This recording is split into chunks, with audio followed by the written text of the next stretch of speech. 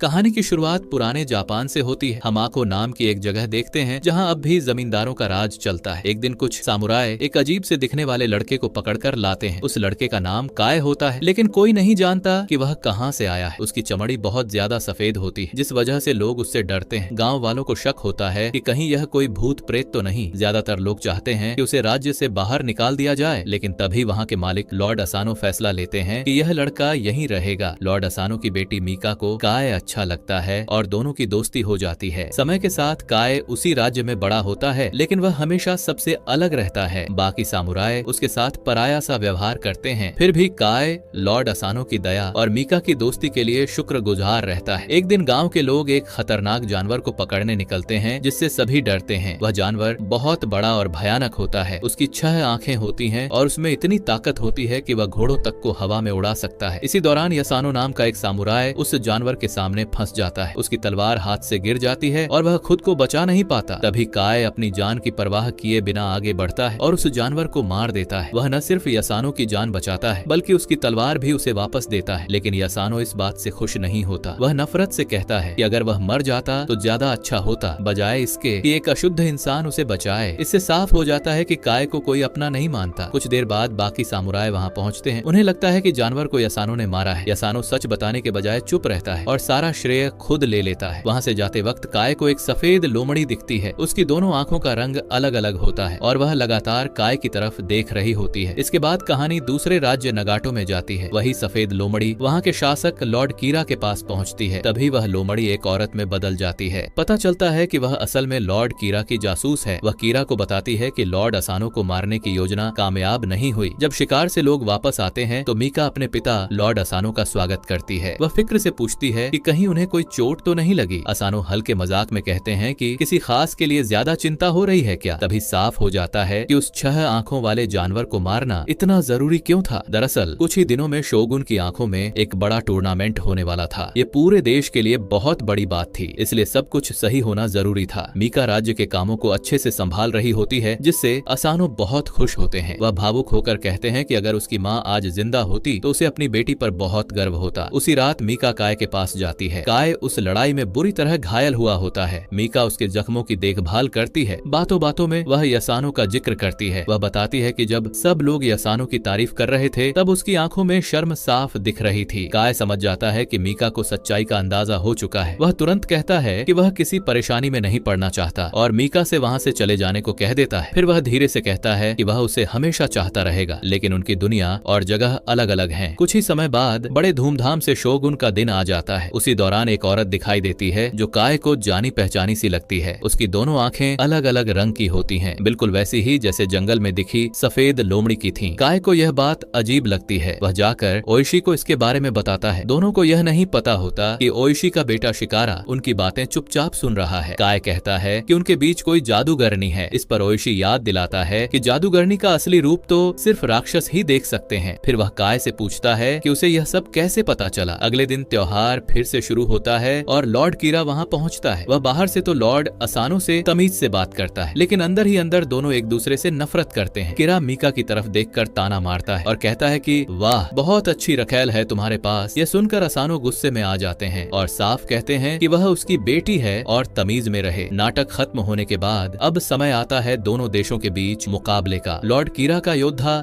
बेहद ताकतवर होता है और अपने प्रदर्शन से सबको काफी प्रभावित कर देता है। कीरा चिढ़ाते हुए मीका से कहता है कि चिंता मत करो, उसे पूरा यकीन है कि उसके पिता द्वारा चुना गया योद्धा भी उतना ही ताकतवर होगा। लेकिन किसी को भी उस योद्धा पर ज्यादा भरोसा नहीं होता, क्योंकि सबको लगता है कि यसानो ही लड़ने आने वाला है। आखिर उसके पिता ने उसे चुना था, यह सोचकर कि उसी ने उस 6 आंखों वाले जानवर को मारा था। सब लोग इंतजार कर रहे होते हैं कि यसानो कभी भी आएगा, लेकिन लड़ाई से ठीक पहले उसे वही सफेद लोमड़ी मिलने आती है। इसके बाद से यसानो का व्यवहार बदला हुआ लगता है। जब शिकारा उसे बुलाने आता है तो यसानो बिल्कुल भी लड़ने की हालत में नहीं होता। काय कहता है कि किसी और को योद्धा बना लिया जाए, लेकिन अब बहुत देर हो चुकी होती है। अगर उनका योद्धा समय पर नहीं पहुंचा तो सबके सामने आंखों राज्य की भारी बेइज्जती हो जाती और लॉर्ड असानो का सिर झुक जाता। मुकाबले में सिर्फ एक ही सामुराई लड़ सकता था और वहाँ मौजूद दोनों में से कोई भी तैयार नहीं था। तभी उन्हें याद आता है कि सामुराई मुखौटा पहनकर लड़ते हैं। मुखौटे के पीछे यह कोई नहीं पहचान पाएगा कि लड़ने वाला असली यसानो है या नहीं। लंबे इंतजार से सब लोग ऊब जाते हैं। आखिरकार आखिरकार शोगुन अपने नौकर से लॉर्ड असानो को कहलवाता है कि उनका योद्धा कहाँ है। तभी आखो राज्य का योद्धा मैदान में पहुंचता है। उसकी एंट्री दुश्मन के योद्धा जितनी जबरदस्त नहीं होती, लेकिन फिर भी सब चैन की सांस लेते हैं कि कम से कम योद्धा तो आ गया। लेकिन यह राहत ज्यादा देर नहीं टिकती। लॉर्ड कीरा का योद्धा उस पर बुरी तरह हावी हो जाता है। एक तीर लगते ही आंखों के योद्धा का मुखौटा गिर जाता है और सब लोग हैरान रह जाते हैं। शोगुन तुरंत लड़ाई रुकवा देता है और खुद नीचे उतर आता है। एक नजर में ही वह समझ जाता है कि काय कोई सामुराई नहीं है। गुस्से में शोगुन दूसरे योद्धा को काय को मारने का हुक्म दे देता है। यह देखकर मीका घबरा जाती है और काय के सामने आकर खड़ी हो जाती है। लॉर्ड असानो तुरंत माफी मांगते हैं और सारी गलती अपने ऊपर ले लेते हैं। वह कहते हैं कि अगर किसी को सजा देनी है तो उन्हें दी जाए। शोगुन उनकी बात मान लेता है और सजा का फैसला लोगों पर छोड़ देता है। उसी शाम दूसरी तरफ लॉर्ड कीरा के सामने वही जादूगरनी अपना प्लान समझा रही होती है। वह बताती है कि कैसे वह पूरे आंखों के इलाके को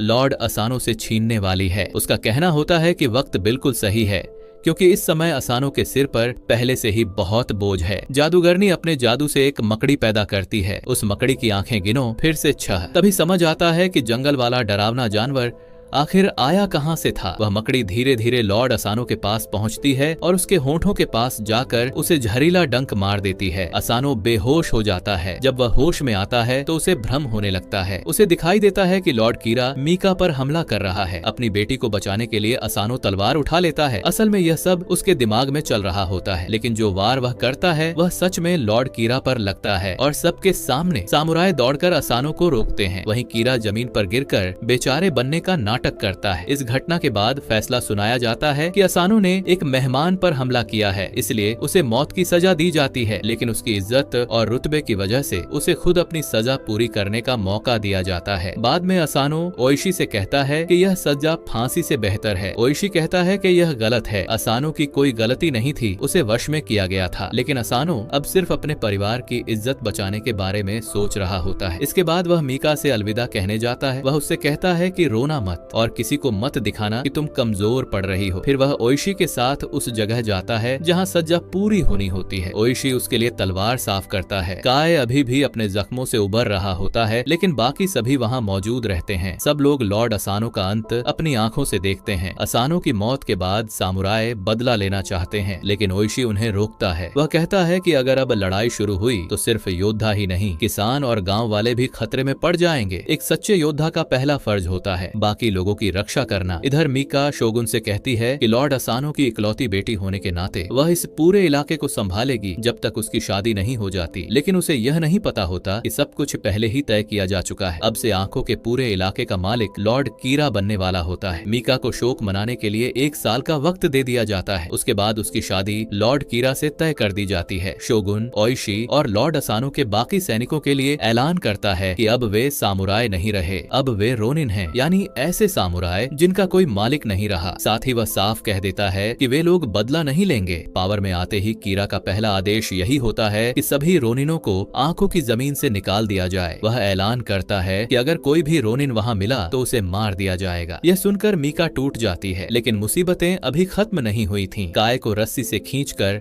वहां लाया जाता है। कीरा मीका से कहता है कि वह उसे आखिरी बार देख ले, क्योंकि अब वह उसे कभी नहीं देख पाएगी। इसके बाद कीरा अपने आदमी से पूछता है कि ओइशी का क्या किया जाए। उसे ओइशी पर बिल्कुल भरोसा नहीं होता, इसलिए वह उसे जेल में डाल देता है। ओइशी पूरे 1 साल तक कैद में रहता है। एक दिन तेज बारिश में उसे जबरदस्ती बाहर निकाला जाता है और उसके कमजोर शरीर को वहीं छोड़ दिया जाता है। कुछ देर बाद उसकी पत्नी और बेटा वहां पहुंचते हैं। वे उसे गर्म खाना देते हैं। पत्नी बताती है कि उनके सारे लोग आंखों का इलाका छोड़कर जा चुके हैं। दूसरी तरफ मीका को महल में ले जाया जाता है, जहाँ उसकी शादी की तैयारियां शुरू हो चुकी होती हैं। उसे दिया गया 1 साल अब खत्म होने वाला होता है। ओइशी पूछता है कि काय का क्या हुआ। शिकारा बताता है कि काय को कहीं दूर गुलाम बनाकर बेच दिया गया है। खाना खाने के बाद ओइशी सारी बातें समझ जाता है। वह खड़ा होता है और शिकारा से कहता है कि उसे तुरंत 3 घोड़े चाहिए। उसकी पत्नी उसे रोकने की कोशिश करती है, लेकिन ओइशी कहता है कि पूरी दुनिया से कह देना कि हमारा तलाक हो चुका है। वह कहता है कि कुछ काम ऐसे होते हैं जो बहुत जरूरी होते हैं और यही एक तरीका है जिससे वह अपने परिवार को सुरक्षित रख सकता है। ओइशी अपनी पत्नी को अलविदा कहता है। वह शिकारा को कुछ जरूरी बातें समझाता है और घोड़ा लेकर निकल पड़ता है। काफी ढूंढने के बाद उसे काय मिल जाता है। काय की हालत बहुत खराब होती है। उसे नशेड़ियों के मनोरंजन के लिए बुरी तरह लड़वाया जा रहा होता है। ओइशी उस फाइटिंग रिंग में खुद एक फाइटर बनकर उतरता है, क्योंकि यही एक तरीका होता है जिससे वह काय से बात कर सकता था। लेकिन पिछले 1 साल में काय पूरी तरह बदल चुका होता है। अब वह इंसान कम और लड़ने की मशीन ज्यादा लगने लगा होता है। उस पर इतनी ज्यादा प्रताड़ना हुई होती है कि वह ओइशी को पहचान तक नहीं पाता। ओइशी उसे बार बार कहता है कि मैं ही हूँ, ध्यान दे, लेकिन काय बिना रुके उस पर वार करता रहता है। ऐसा लगता है जैसे उसका शरीर बस लड़ रहा हो, अंदर से वह इंसान मर चुका हो। उसे होश तब आता है जब वह मीका का नाम सुनता है। इसके बाद दोनों मिलकर वहाँ से भागने का रास्ता बनाते हैं। गोलियों से बचते बचाते वे उस जगह से निकल जाते हैं। जब वे काफी दूर पहुँच जाते हैं तब दोनों के बीच बात होती है। अब उनका रिश्ता पूरी तरह बदल चुका होता है। काय अब वह शांत और चुप रहने वाला इंसान नहीं रहा। अब वह तेज बोलता है, गुस्से से भरा हुआ होता है। वहीं ओइशी मानता है कि उसे पहले ही काय की जादूगरनी वाली बात पर भरोसा कर लेना चाहिए था। उसे अब साफ समझ आ जाता है कि लॉर्ड कीरा ने उनके मालिक को धोखे से मरवाया है। ओइशी को काय की मदद चाहिए होती है। 1 साल जेल में रहने के बाद उसकी सोच भी पूरी तरह बदल चुकी होती है, इसलिए अब वह काय के साथ इज्जत से पेश आता है। इधर लॉर्ड कीरा के महल के बाहर एक आदमी पहुंचता है। वह डच आइलैंड से खबर लाता है। वह बताता है कि जिस योद्धा को कीरा ने बेच दिया था वह एक सामुराई की मदद से भाग गया है। यह सुनते ही कीरा जादूगरनी को हुक्म देता है कि ओइशी को जल्द से जल्द ढूंढा जाए। वह चाहता है कि ओइशी को पूरी तरह खत्म कर दिया जाए। उधर काय और ओइशी एक तालाब के पास पहुंचते हैं जहां शिकारा उनका इंतजार कर रहा होता है। शिकारा ने ओइशी के सारे लोगों को वहां इकट्ठा कर लिया होता है। वह बताता है कि उसके पास एक प्लान है, लेकिन यह प्लान सीधे सीधे शोगुन के हुक्म के खिलाफ होता है। मतलब जो भी इसमें शामिल होगा उसकी जान खतरे में होगी। जैसे ही शिकारा बताता है कि उनका मकसद लॉर्ड कीरा को खत्म करना है, सब लोग जोश में आकर चिल्ला उठते हैं। सब उसके प्लान के मुताबिक काम करने के लिए तैयार हो जाते हैं। लेकिन सामने एक बड़ी मुश्किल होती है। किले में बहुत ज्यादा गार्ड्स हैं और सुरक्षा बेहद कड़ी है। इसीलिए ओइशी को यह पता लगाना होता है कि लॉर्ड कीरा अपने मंदिर के दौरे पर कब जाने वाला है। उन्हें ज्यादा लोगों की जरूरत होती है और साथ ही तलवारों की भी। ओइशी यह जिम्मेदारी अपने कुछ लोगों को सौंप देता है। इसी दौरान उनमें से एक आदमी काय पर गुस्सा हो जाता है। वह उस पर हमला करने की कोशिश करता है और कहता है कि काय कोई सामुराई नहीं है। ओइशी बीच में आकर उसे रोक देता है। वह साफ कहता है कि अब तुम भी सामुराई नहीं हो, असल में अब वे सब रोनिन हैं। इसके बाद हर टीम अपने अपने काम पर निकल जाती है। कुछ समय बाद ओइशी और काय युत्सु नाम की जगह पहुंचते हैं। यह तलवार बनाने वालों का एक गांव था, लेकिन अब वह जगह बिल्कुल सुनसान लगती है। कहीं कोई आदमी दिखाई नहीं देता। तभी उन्हें कुछ सैनिक दिखते हैं। ओइशी कहता है कि वे तो किसान हैं और कुछ औजार खरीदने आए हैं, लेकिन सैनिक बता देते हैं कि अब यह गांव लॉर्ड कीरा के कब्जे में है। सैनिक शिकारा के हाथ देखकर शक करने लगते हैं। वे कहते हैं कि ये हाथ किसान जैसे नहीं है। काय समझ जाता है कि अब क्या होने वाला है। वह बिना देर किए उन सैनिकों पर हमला कर देता है। वह सबको इतनी जल्दी मार देता है कि जो सैनिक बचते हैं वे बुरी तरह डर जाते हैं। इसके बाद वे लोग मरे हुए सैनिकों की तलवारें उठा लेते हैं। लेकिन अब यह साफ हो जाता है कि कीरा ने पूरा इलाका जीत लिया है और यहाँ से उन्हें अब और हथियार नहीं मिलने वाले। तभी काय ओइशी को अपना राज बताता है। वह कहता है कि वे टेंग्यू जंगल में हथियार ढूंढ सकते हैं। वह वही जगह है जहाँ काय भूत प्रेतों के बीच पला है। काय कसम खाता है कि वह वहाँ का कोई भी जादू इस्तेमाल नहीं करेगा। ओइशी को उसकी भूत प्रेत वाली बातें पसंद नहीं आती, लेकिन उसके पास कोई और रास्ता भी नहीं होता। उसे बदला हर हाल में लेना होता है। इसी बीच उनका एक आदमी लॉर्ड कीरा के अगले दौरे की खबर लेकर आता है, लेकिन रास्ते में वह एक खूबसूरत लड़की से मिल जाता है और उसी में उलझ जाता है। उस लड़की की आंखें बहुत अलग होती हैं। वह उससे पूछती है, तुम्हारा नाम क्या है? उधर ओइशी के लोग संभल संभल कर जंगल में घुसते हैं। वे उत्तर दिशा के बारे में पूछते हैं। काय कहता है कि उस तरफ भूत रहते हैं। इसके बाद ओइशी और काय एक अंधेरी गुफा में घुस जाते हैं, जबकि बाकी लोग बाहर ही रुक जाते हैं। काय ओइशी को पहले ही समझा देता है कि अगर बहुत सारे लोग एक साथ अंदर गए तो भूत प्रेत नाराज हो जाते हैं। वह साफ कहता है कि चाहे कुछ भी हो जाए अपनी तलवार कभी मत निकालना। उधर गुफा के बाहर खड़े रोनिन आपस में बात करने लगते हैं। उन्हें समझ नहीं आता कि ओइशी को काय पर इतना भरोसा क्यों है। थोड़ी देर की बातचीत के बाद वे फैसला कर लेते हैं कि उन्हें काय पर भरोसा नहीं है। उन्हें डर होता है कि अगर काय ओइशी को अंदर ले जाकर मरवा दे तो क्या होगा। इसी शक में वे लोग भी गुफा के अंदर जाने का फैसला कर लेते हैं। हालांकि उन्हें ऐसा करने से मना किया गया था। इधर गुफा के अंदर काय एक कमरे में अकेला जाता है। थोड़ी ही देर में उसके सामने एक अजीब सा दिखने वाला आदमी आता है। वह और काय बाहर की दुनिया के बारे में बात करते हैं। काय बताता है कि कैसे उसकी तरह के लोगों के साथ हर जगह बुरा बर्ताव किया जाता है। उसे भी कई बार गंदा खून कहा गया। बिना किसी गलती के उसे हर जगह ठुकराया गया, लेकिन प्रेतों की दुनिया में उसके साथ कभी कुछ गलत नहीं हुआ। यहाँ उसे अपनाया गया। उधर बाहर वाले कमरे में ओइशी अपने ही लोगों की नफरत देखकर हैरान रह जाता है। सब लोग शौक में होते हैं। तभी असानो बिना किसी वजह के अपनी तलवार निकाल लेता है। एक अजीब सी लड़ाई शुरू हो जाती है। ओइशी के दिमाग में एक आवाज गूंजने लगती है, तलवार निकालो, अपने लोगों को बचाओ।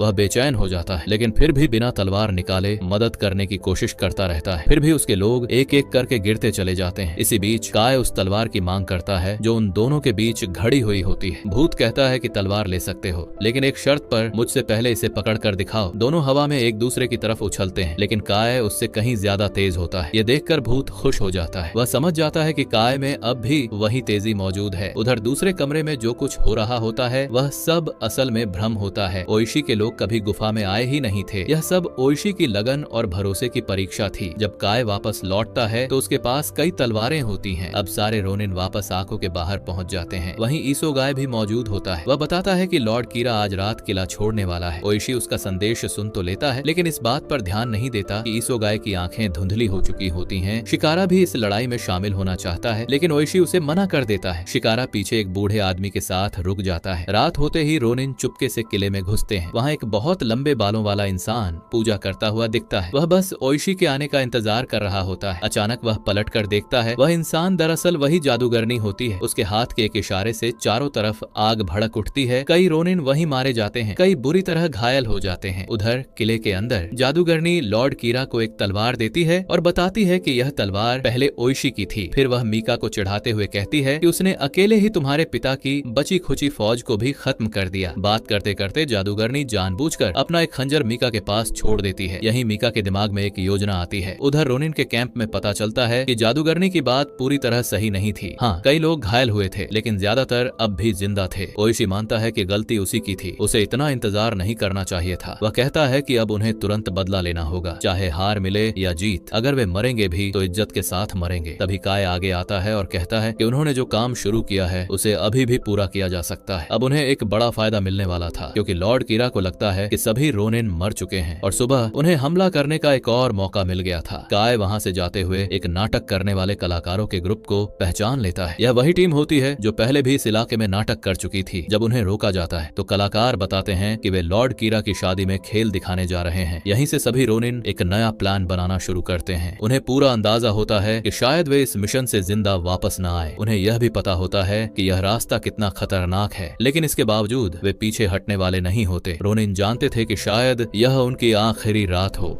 इसलिए उन्होंने अपनी पूरी कहानी लिखी ताकि आने वाली पीढ़ियां जान सकें कि उन्होंने क्या किया और क्यों किया। एक एक करके सबने उस कागज पर साइन किया, काय ने भी। अब वह उनके बीच पराया नहीं था। तभी असानो सबके सामने सच बताता है कि उस छह आंखों वाले जानवर को मारने वाला काय ही था, वह नहीं। थोड़ा देर से ही सही, लेकिन उसने माफी मांग ली। इसके बाद वह बताता है कि एक सामुराई हमेशा 2 तलवारें रखता है और अपनी दूसरी तलवार वह काय को सौंप देता है। अब रात हो चुकी थी। किले में एक बहुत बड़ा कार्यक्रम शुरू होने वाला था। लॉर्ड कीरा का किला सैकड़ों सिपाहियों से भरा हुआ था। नाटक मंडली को दरवाजे से अंदर जाने दिया गया। किसी ने ध्यान नहीं दिया कि काय और ओइशी उन्हीं कलाकारों के बीच छुपकर किले के अंदर घुस चुके थे। थोड़ी ही देर में मीका को शादी के जोड़े में सजाकर लॉर्ड कीरा के सामने लाया जाता है। दोनों के बैठते ही नाटक शुरू हो जाता है। स्टेज पर लोग आग और करतब का खेल देखकर खुश हो रहे थे और इसी मौके का फायदा उठाकर सारे रोनिन किले के कोनों से ऊपर चढ़ने लगते हैं। वे एक एक कर पहरेदारों को चुपचाप खत्म करते जा रहे थे, इतनी सफाई से कि किसी को जरा भी शक न हो। जैसे ही कोई सामुराई मारा जाता, उसी की जगह कोई रोनिन खड़ा हो जाता, मानो कुछ हुआ ही न हो।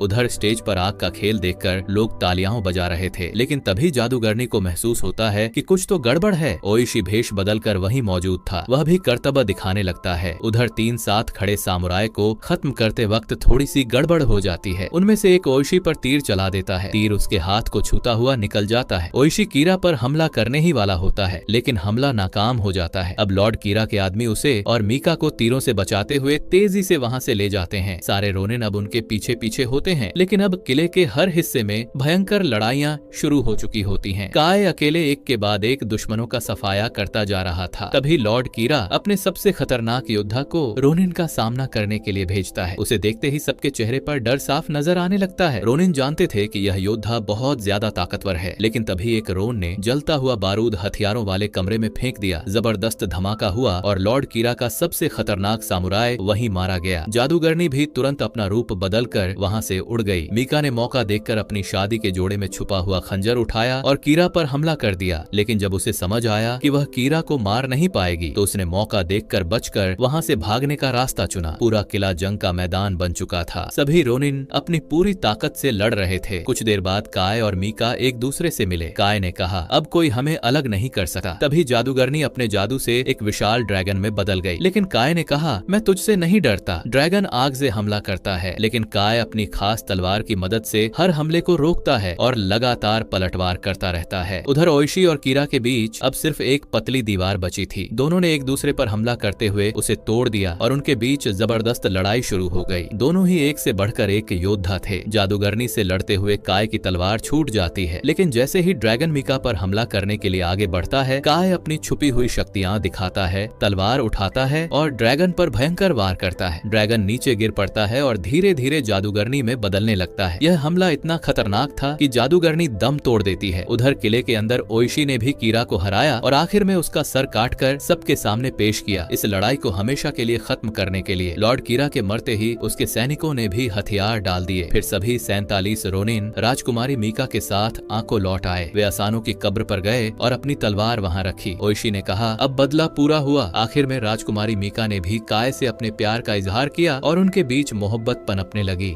अगर वीडियो पसंद आई हो तो लाइक करना मत भूलना और चैनल को सब्सक्राइब कर लो। मिलते हैं अगली वीडियो में।